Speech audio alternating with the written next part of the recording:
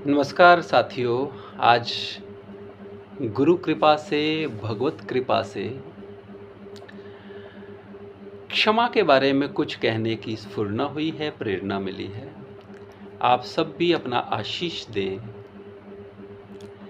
कि क्षमा के बारे में मैं कुछ कह सकूं।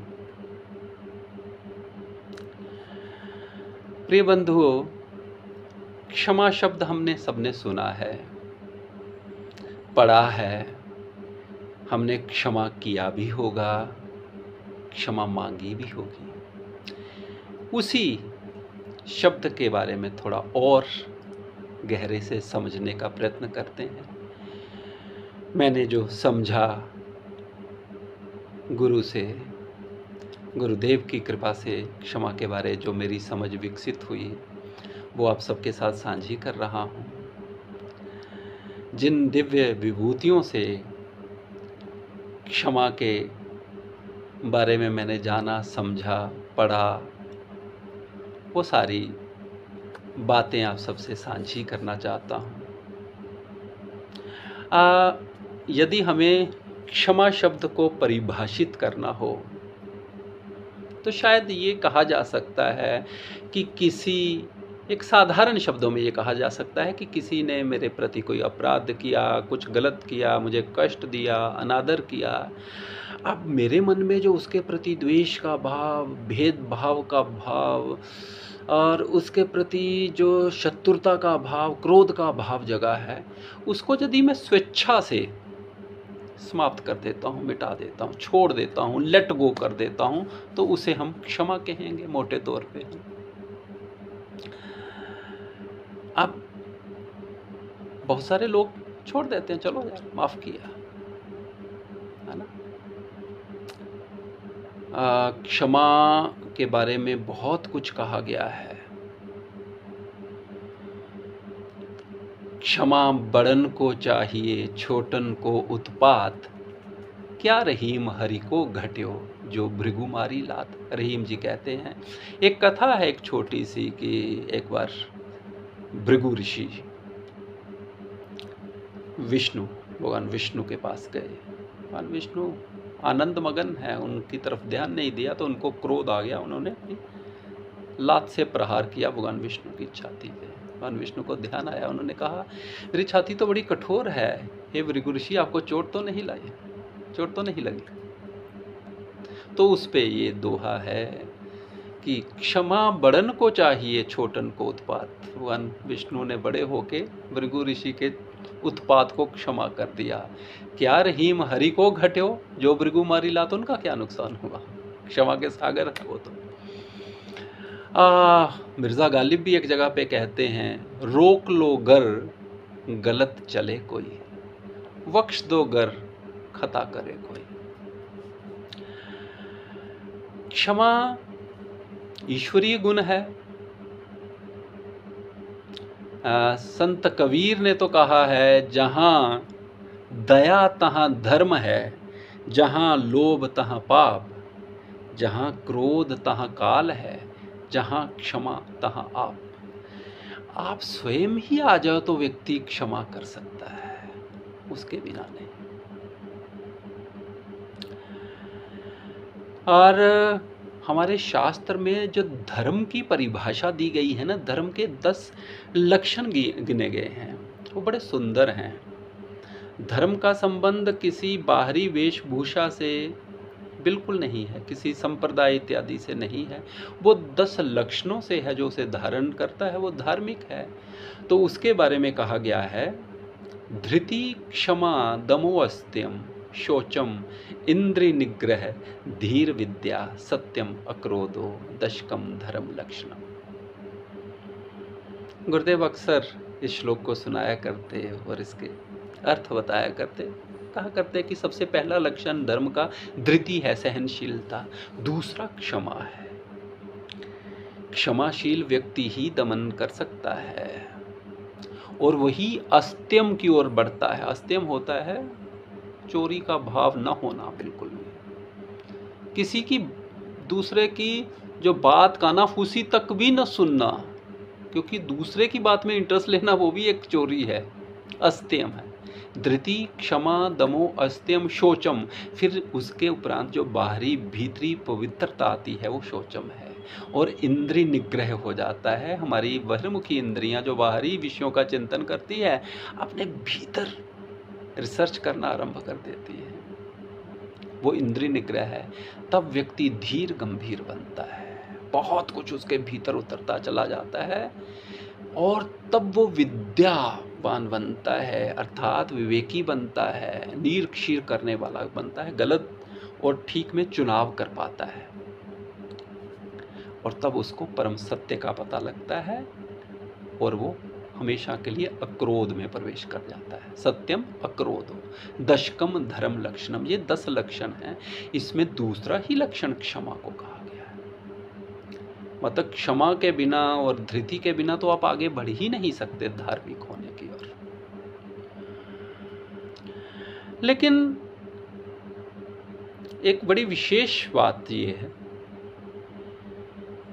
कि हमें क्षमा करना क्यों है? किसी को क्या जरूरत पड़ी है क्षमा करने की, जब काम उसके बिना चल रहा है? जिसका नहीं चलता है उसको ये समझ आती है कि जो दूसरे ने गलती की, उसने मुझे कष्ट पहुंचाया, लेकिन मैं तो पिछले 5 दिन से केवल उसी के बारे में सोचता चला जा रहा हूँ। ऐसे बाहर से मुस्कुराता हुआ चेहरा सबको दिखाता हूँ, उसके सामने आता हूँ तो कुछ गुनगुनाने लगता हूँ ये बताने के लिए मुझे कोई फ़र्क नहीं पड़ रहा है, लेकिन भीतर से तो मैं पल पल टूट रहा हूँ। पल पल उसी का चिंतन, जैसे कोई पर काया प्रवेश कर जाता है, वो तो व्यक्ति मेरे भीतर आके मेरा ही खून चूस रहा है लगातार, निरंतर।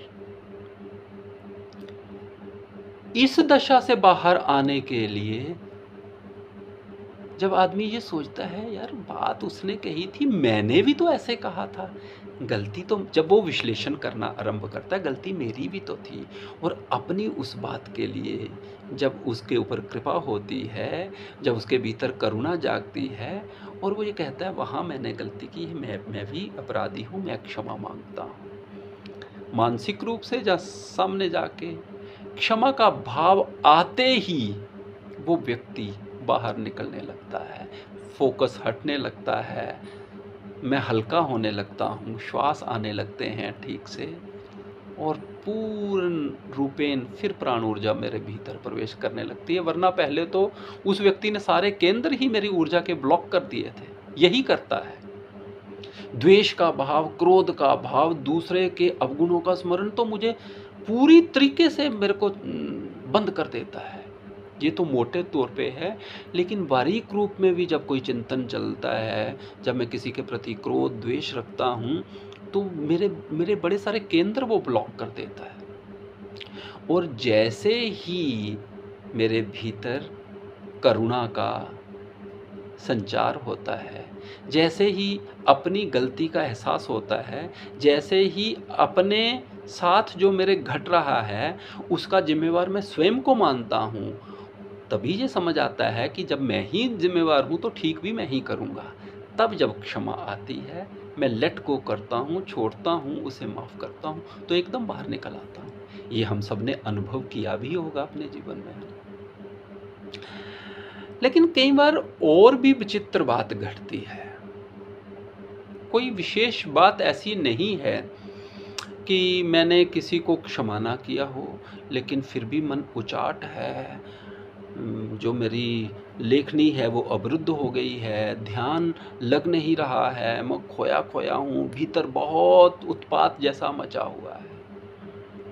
उसका कारण होता है कि बहुत सारी ऐसी बातें, ऐसे दूषित संस्कार जागृत हो गए हैं, जो मैंने किसी को कभी किसी समय कष्ट पहुंचाया है, वो फ्रिक्वेंसीज मेरी तरफ ट्रेवल कर रही। इसलिए बड़ा सुंदर बात गुरु जी कहा करते थे,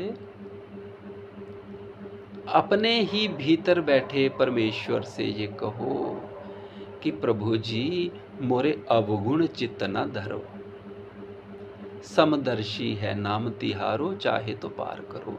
हे परमेश्वर, मेरे भीतर ये जो दूसरों के अवगुण, जो दूसरों की त्रुटियां नजर आ रही हैं, इसके स्थान पर मेरे भीतर की दिव्यता मेरे भीतर प्रकट होना प्रभु।